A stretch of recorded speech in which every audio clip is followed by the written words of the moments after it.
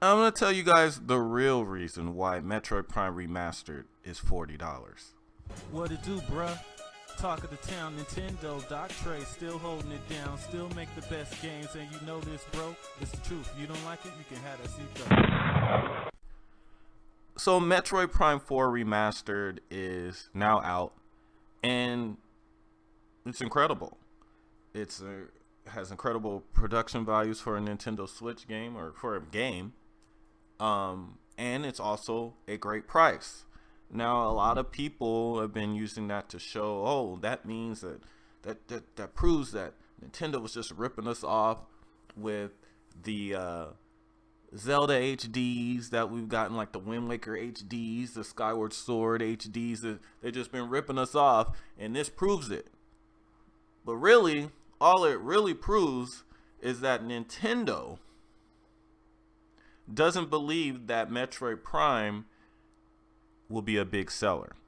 And trust me, if they did, or if they had before this, it definitely would have been $60.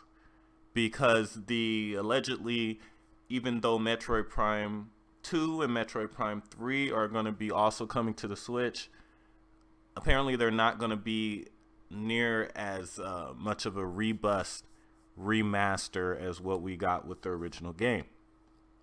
And if you need proof that Nintendo didn't really believe that this game would sell a whole ton of copies compared to their other games, go out and try to find a copy right now. It's not because the game is super duper popular, which it is, but mostly because Nintendo didn't even bother to manufacture enough copies to meet demand. And the reason I know that they didn't manufacture enough copies is because even when you pre-ordered the game from places like Amazon and the like, they're telling you it's going to be over a month before you get your order. That is not a bunch of games stockpile waiting at Nintendo headquarters, people. That's because the games haven't even been manufactured. Like if it takes that long, if you pre-ordered and it's gonna take over a month, some people they move their shipment dates to April. If it takes that long, that's because they have to actually physically manufacture more copies. And the reason for that is because Nintendo doesn't believe that Metroid is a high-selling game. Now, it's crazy because even if you go back to Metroid Prime Trilogy, a lot of people just remember Metroid Prime Trilogy as something that was sought after and that it was selling for a high price point. But the reason for that people seem to forget is that Metroid Prime Trilogy originally flopped. And that is the reason it went out of print. You see, Metroid Prime 3 Corruption came out for the Wii.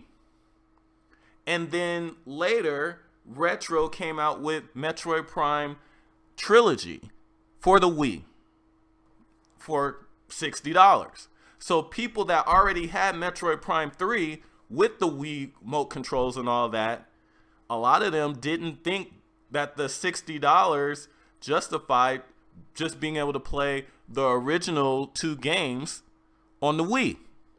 So it didn't sell. It didn't sell well at all. So much so that stores like Best Buy dropped the price to $19.99.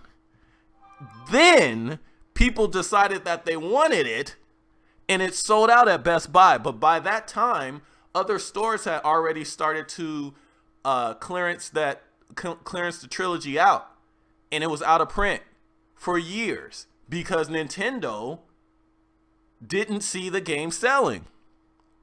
And with Metroid Prime Remastered, we're seeing the same thing. Nintendo, while they pretty much make these games for the hardcore fan base. They make these games because they're a critical darling. But as far as sales, Nintendo does not see the Metroid franchise, at least as of now, as a major seller. Now, I believe that this is going to completely change when Metroid Prime 4 comes out. And if they would have had the foresight to see that this Metroid Prime Remaster would directly connect to that, they would have printed way more copies. But they didn't, because they don't believe, or they're not convinced yet, that Metroid Prime will be a major seller. And that is the reason why Metroid Prime Remastered is $40. And that is the reason why you can't find a copy.